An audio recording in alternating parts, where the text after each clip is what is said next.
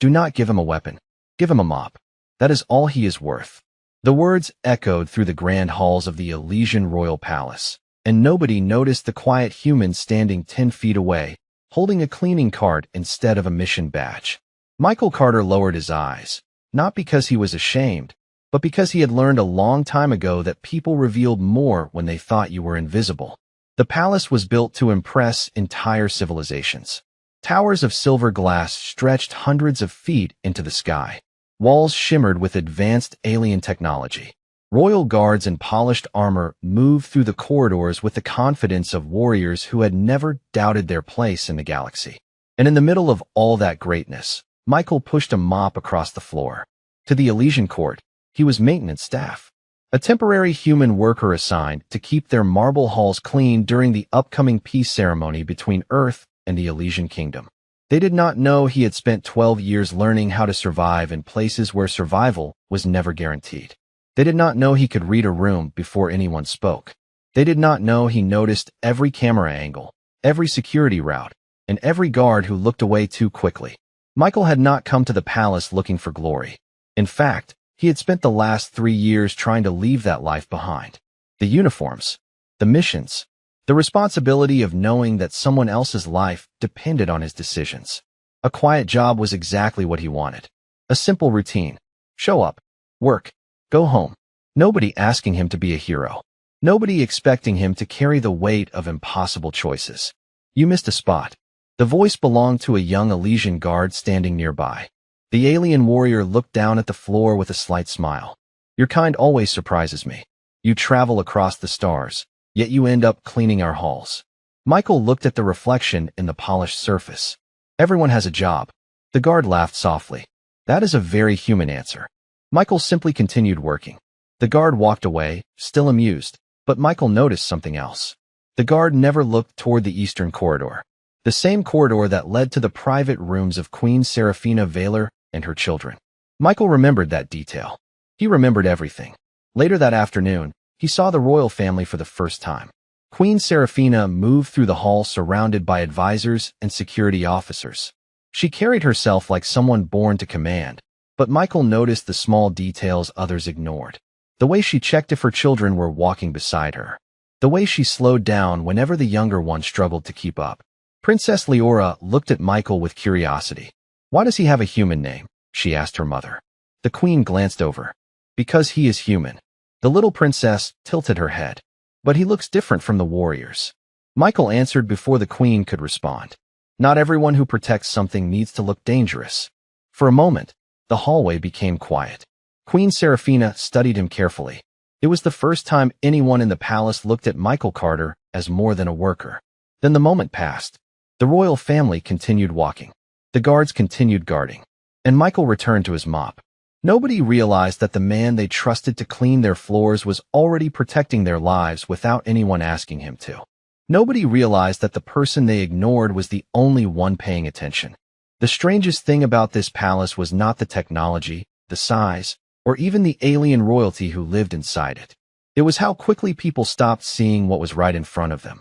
Michael Carter had learned that lesson years ago, and the Elysian Royal Palace was simply another place proving him right. 3 days had passed since he started working in the palace maintenance division. 3 days of carrying supplies, cleaning floors, and listening to conversations that nobody expected him to hear. To most of the staff, he was just the quiet human employee who kept his head down. That was exactly how Michael preferred it. The less attention he received, the easier it was to live a normal life. At least, that was what he told himself. The truth was that old habits did not disappear just because someone changed clothes. He still noticed when a hallway was unusually empty. He still remembered every entrance and exit. He still counted the number of guards stationed near important areas without even trying. It was not fear. It was training. "You really do not talk much, do you?" Princess Leora asked one afternoon. Michael looked up from the maintenance cart beside the garden entrance. The young Elysian princess stood there holding a small digital tablet, her silver blue skin reflecting the warm lights of the palace gardens.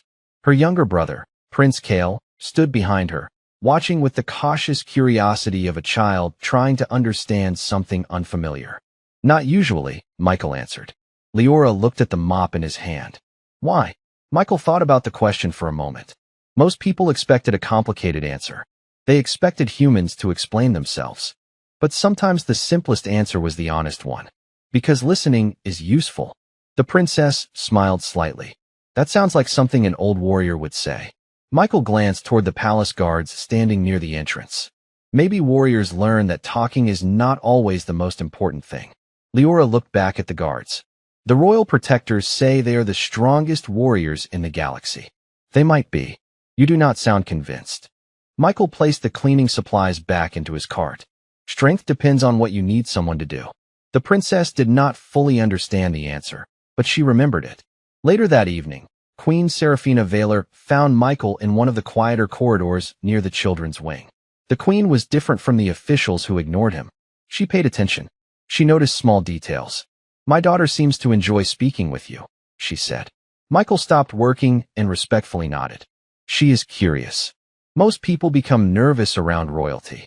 Michael looked down the hallway where the children had disappeared moments earlier. Children do not care about titles. For a brief moment, Queen Seraphina seemed surprised.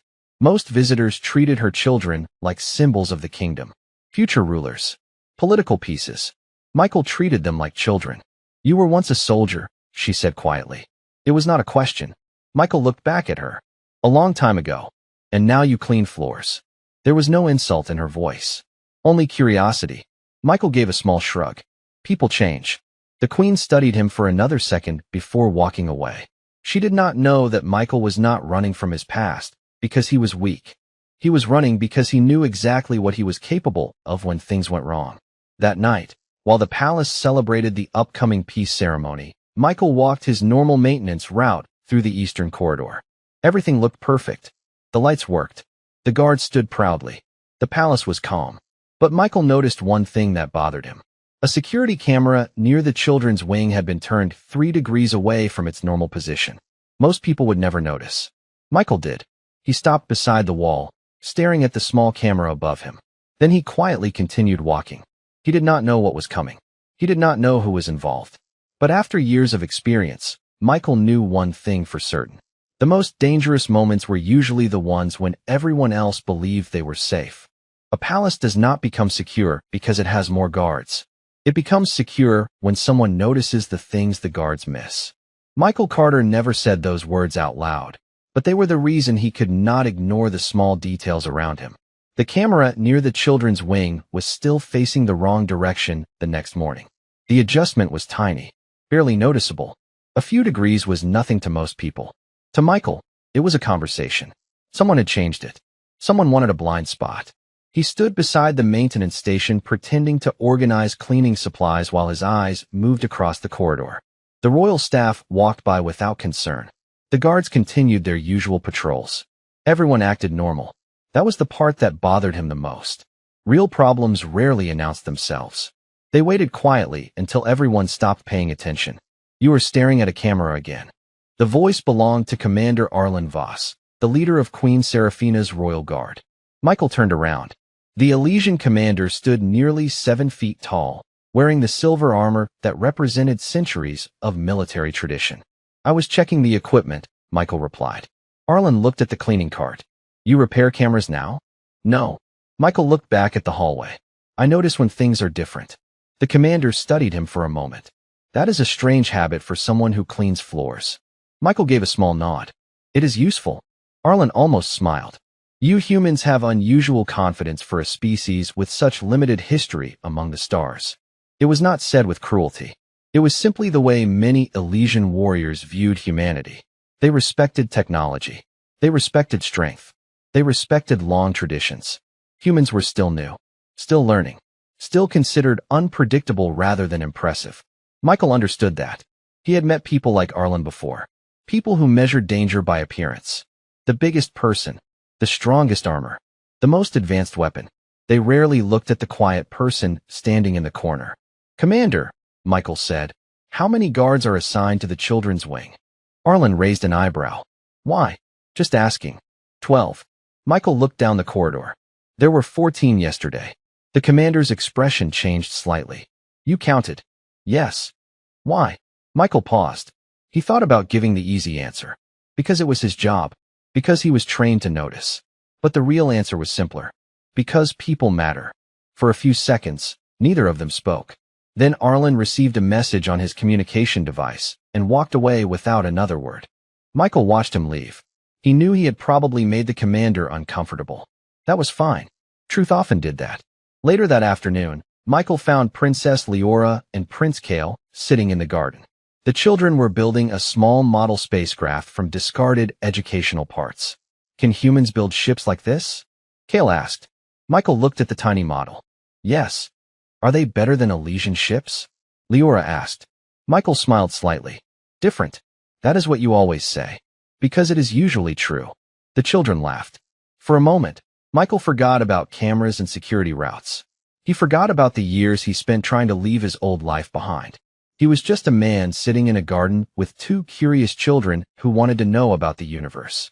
Then his eyes moved toward the palace entrance. A group of security personnel had arrived earlier than scheduled. Their uniforms looked correct. Their movements looked professional. But something felt wrong. Michael had learned that feeling was rarely random. He did not know who they were. He did not know what they wanted. But as he watched the strangers enter the palace, one thought returned to him. The most dangerous people were not always the ones carrying weapons. Sometimes they were the ones who already knew where everyone was supposed to be. The moment Michael Carter saw the wrong people walking through the palace, he knew something had changed. Not because they looked dangerous. Not because they acted suspicious. They looked exactly like they belonged there.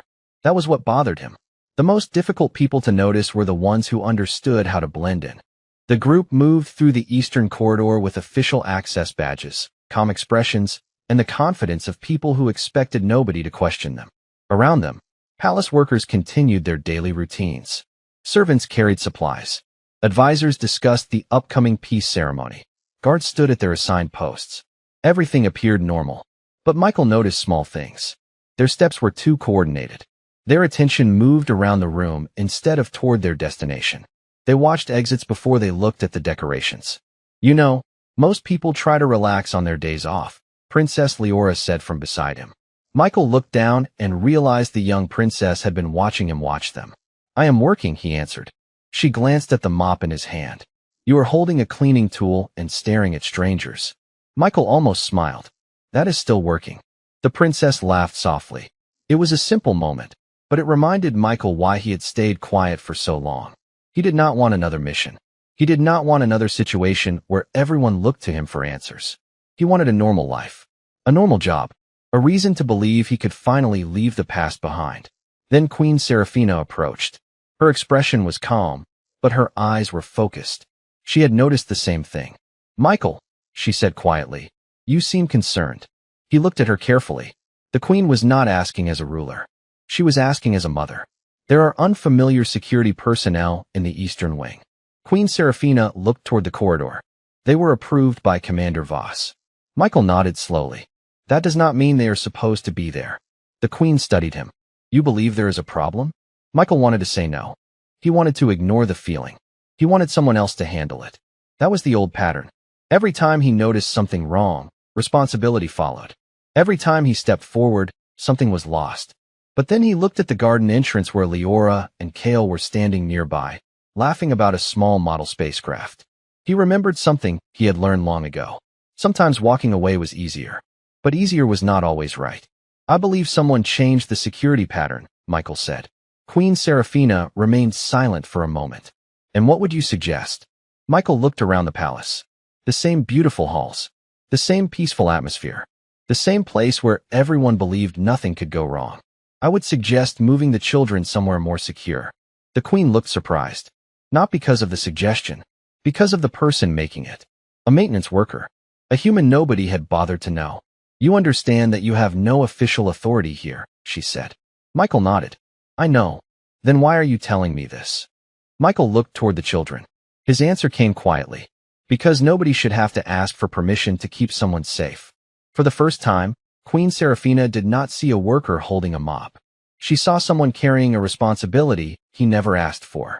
She turned toward the guards and called for Commander Voss. The palace continued moving around them, unaware that something had already shifted. And in the middle of all that calm, Michael Carter stood exactly where he had always been. Quiet. Unnoticed. Paying attention. Michael Carter had spent years learning one important lesson. The moment people believed they were completely in control was usually the moment they stopped paying attention. Inside the Elysian Royal Palace, that moment was getting closer. Commander Arlen Voss arrived in the Eastern Wing less than 5 minutes after Queen Serafina requested him. His expression was serious, but not alarmed. That told Michael everything. The commander trusted his own system more than the evidence in front of him. "I checked the personnel records," Arlen said. "Everyone in the palace has proper clearance." Michael stood beside the maintenance cart, quietly listening. "Clearance can be changed." Arlen looked at him. "You are suggesting someone inside the palace altered security records?" "I am saying someone wanted us to believe everything was normal." The commander crossed his arms. "You realize how serious that accusation is?" Michael nodded. "Yes. And you have no official position here." "I know." Arlen studied him for a moment. "Then why should anyone listen to you?" It was a fair question. Michael had asked himself the same thing many times before. Why should anyone trust the quiet man who avoided attention?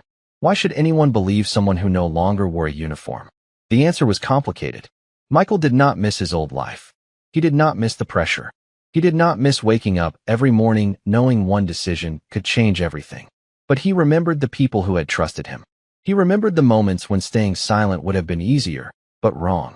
"Because I have been wrong before," Michael finally said. The answer surprised Arlen. The commander expected confidence. He expected pride. Instead, Michael offered honesty. People who have never made mistakes usually believe they cannot happen. That is dangerous. Queen Serafina listened quietly from nearby. She understood something the others did not. Michael was not trying to prove he was smarter than them. He was trying to prevent a problem before it became impossible to fix. "Commander," the Queen said, "increase security around my children." Arlen hesitated. "Your Majesty, there is no confirmed threat. There does not need to be one for us to be careful." The commander lowered his head respectfully. "Understood." As guards moved through the palace, Michael watched their response. More attention, more patrols, more communication between teams. It was better, but something still bothered him. Too many people were reacting after the warning. Nobody was asking why the warning was necessary. Later that evening, Michael walked past the children's study area. Princess Leora was drawing a picture of Earth. It was a small blue planet surrounded by stars. "Is this your home?" she asked. Michael looked at the drawing. "Yes. It looks peaceful." He smiled faintly. "It can be. Can be." Michael looked out the window toward the distant stars. Every place has good people and bad moments. The important part is what people choose to do when those moments arrive. Leora thought about that. "Is that why you watch everything?" Michael looked back at her. For a second, he almost gave the easy answer. But children noticed more than adults expected. Maybe. Before she could ask another question, the palace lights flickered. Only for a second. Most people would have ignored it. Michael did not. He looked toward the security panel, then toward the eastern corridor, then toward the guards stationed near the royal rooms. Everything was exactly where it should be. Too exactly. Michael felt that familiar warning again. The one he had spent years trying to forget. Something was already moving. And this time, the palace was not prepared. The palace did not lose its security in one moment. It lost it one small mistake at a time. Michael Carter stood in the eastern corridor, staring at the security panel as the lights returned to normal. The flicker had lasted less than a second, but that was enough. Systems did not fail randomly inside a royal facility. Not one this advanced. Not one protected by centuries of Elysian engineering. "What did you see?" Commander Arlen Voss asked. Michael did not answer immediately. He looked at the panel, then at the hallway, then at the guards moving into position. "I saw someone testing a reaction." Arlen frowned. "Testing?" They wanted to know if anyone noticed. The commander remained silent. He was a warrior trained to respond to obvious threats. Michael had spent years learning to recognize the quiet moments before problems became obvious. That difference was becoming clear. Queen Serafina arrived moments later with her children safely beside her. Princess Leora held her mother's hand while Prince Kale looked around with nervous curiosity. "Is something wrong?" Leora asked. The queen looked toward Michael. "We are being cautious." The young princess looked at Michael and smiled slightly. "He always says that." Michael looked at her. "Because it is usually true." Kale stepped closer. "Are you scared?" It was an innocent question. A simple question from a child. But it made Michael pause. Adults often asked if he was prepared, if he was confident, if he was capable. Children asked the question that mattered. Michael looked at the boy and answered honestly. Sometimes. The prince seemed surprised. You are. Michael nodded. Everyone is. The important thing is what you do next. Queen Seraphina watched the exchange quietly. She had spent her entire life surrounded by people who tried to appear fearless. Leaders, warriors, advisors. Everyone wanted to look unshakable. Michael was different. He admitted uncertainty, but he never let it control him. That was something the Elysian court rarely saw. Michael, the queen said, why did you leave your military service? The question caught him off guard. He looked away toward the enormous windows overlooking the palace gardens. For a moment, he was no longer in the corridor. He was remembering places he had tried very hard to forget. Because I was tired of being the person everyone needed during the worst moments. The queen's expression softened. And now you clean floors. Michael gave a small smile. It is quieter. Is it? She asked. Michael looked back at the security panel. Not always. A message suddenly appeared on Commander Voss's communication device. He read it carefully. Then his expression changed. Your Majesty, the Eastern Security Team has requested access to the royal wing. Michael turned toward him. Who requested it? Arlen checked the message. Captain Relon. Michael's eyes narrowed slightly. Captain Relon is assigned to Western Defense. The commander looked at him. Are you certain? Yes. Arlen checked the records again. The name was there. The clearance was there. Everything looked correct. But Michael already knew the problem. Someone did not break the system, he said quietly. Everyone looked at him. They used it. The hallway became silent. The difference was small, but it changed everything. A person forcing their way into a system left signs. A person who belonged there could move without anyone questioning them. Queen Seraphina looked toward her children. Then she looked at Michael. What do we do now? Michael took a slow breath. He had spent years hoping nobody would ask him that question again. But there it was. The responsibility he thought he had left behind. He looked at the guards. He looked at the royal family. Then he calmly reached for the maintenance cart beside him and removed the simple identification badge hanging from his uniform. Now, Michael said, we stop assuming everything is safe just because it looks normal. Michael Carter had spent years learning that the hardest moments were not the ones filled with chaos. They were the quiet ones. The seconds when everyone else believed nothing was wrong. The moments when a person had to decide whether to trust what they saw or trust what everyone else believed. Inside the Elysian royal palace, that decision had already been made. Michael removed the maintenance badge from his uniform and placed it on the cart beside him.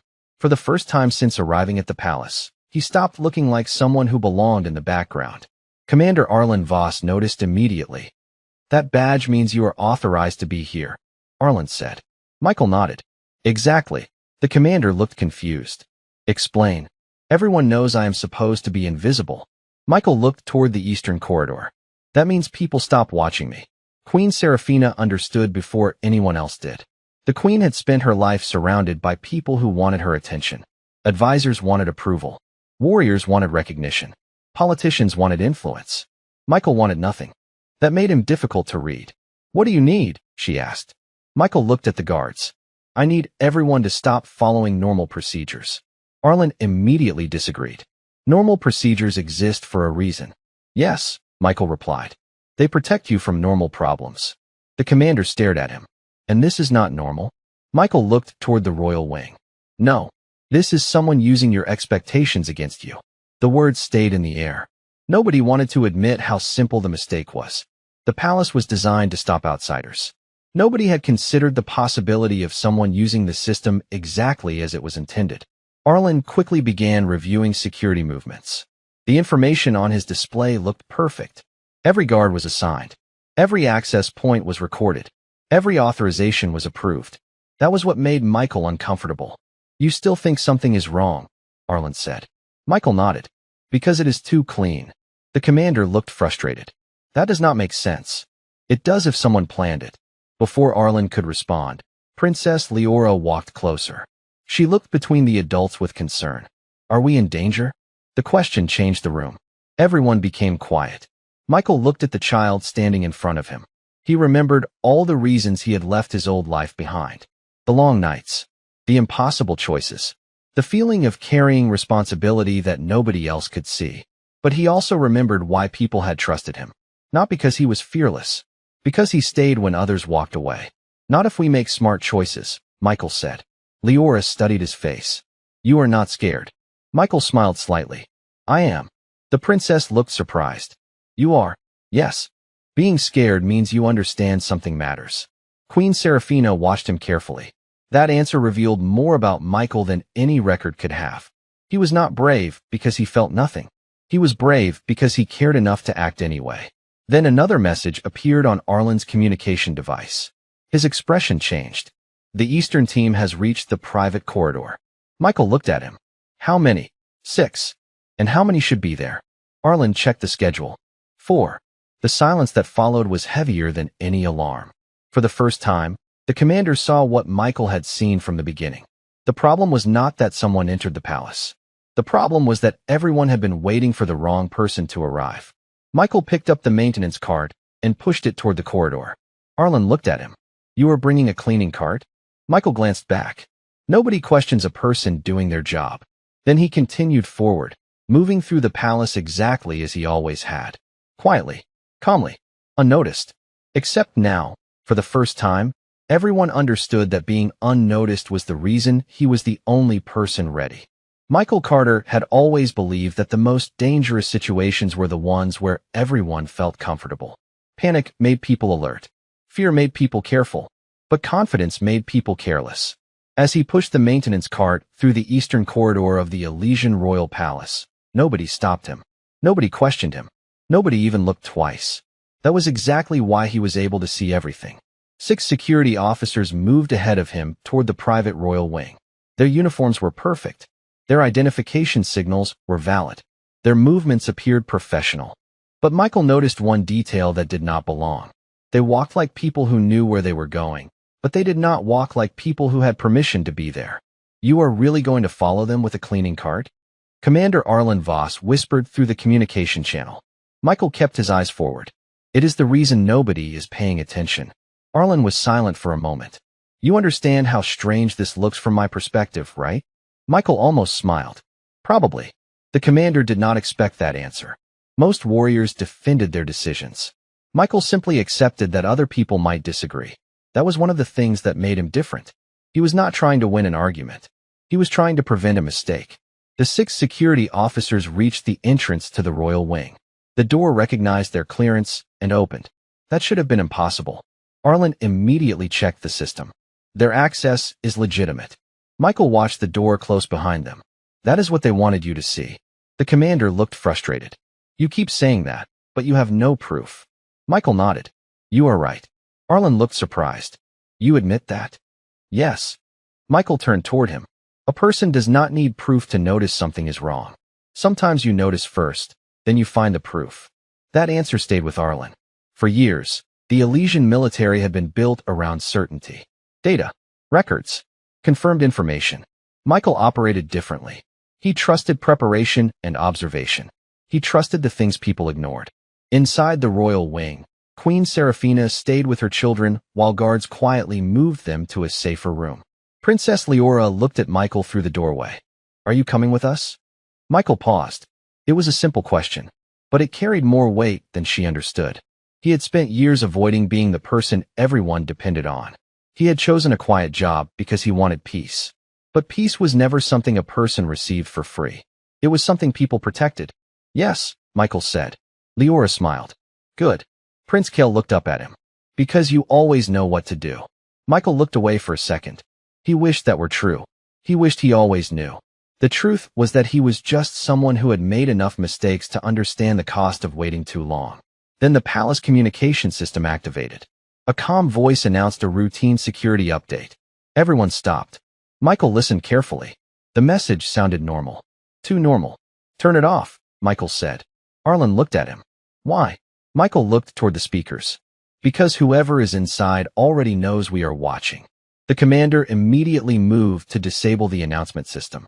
For the first time, he did not question Michael. He acted. The change was small, but Michael noticed it. The person who once saw him as a worker was beginning to see him differently. Then the lights in the royal wing dimmed for a brief moment. Not a failure. Not an accident. A signal. Michael looked toward the children, then toward the corridor ahead. His voice remained calm. Stay close. Queen Seraphina looked at him. Michael, what are you going to do? He looked down at the simple maintenance uniform he was still wearing. The same uniform everyone had ignored. The same uniform that allowed him to move through the palace unnoticed. I am going to do my job. And for the first time, the palace understood that Michael Carter's job had never been about cleaning floors. The palace was silent in a way Michael Carter had learned to distrust.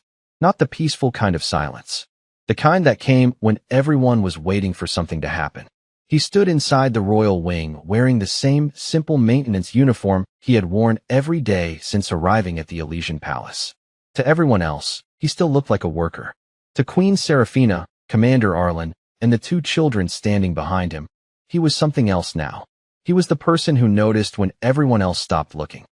Michael, Commander Ailen said quietly, I owe you an apology.